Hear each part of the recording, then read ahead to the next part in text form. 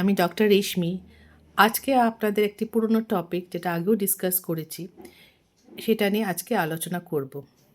সেই টপিকটির নাম হলো এন্ডোমেট্রোসিস। আমাদের জরায়ুর ভেতরে যে আস্তরণ থাকে তাকে বলা হয় এন্ডোমেট্রিয়াম।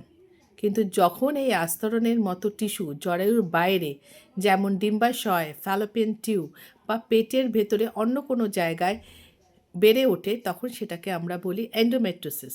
লক্ষণগুলো কি? এই নারীরা প্রায় তীব্র তলপেটে ব্যথা বলে, মাসিকের সময় অসহনীয় যন্ত্রণা, অতিরিক্ত রক্তক্ষরণ, সহবাসের সময় ব্যথা, এমনকি সন্তান ধারণের সময় অনেক সমস্যায় মুখোমুখি হতে হয়।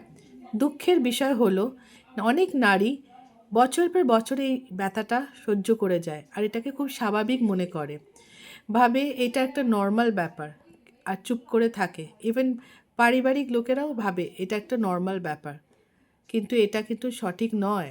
এন্ডোমেট্রোসিস সঠিক কারণ এখনও পুরোপুরি জানা যায়নি, তবে হরমোনের তারতম্য বা পারিবারিক ইতিহাস বা রোগ প্রতিরোধের ক্ষমতার ভূমিকা থাকা হতে পারে।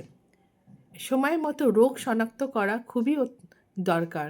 আল্ট্রাসাউন্ডের মাধ্যমে বা এমআরআই বা প্রয়োজনে ল্যাপ্রোস্কোপি, এইসব মাধ্যমে এই রোগটি নির্ণয় করা যায়। চিকিৎসার মধ্যে রয়েছে ব্যথানাশক ওষুধপত্র ও হরমোন থেরাপি।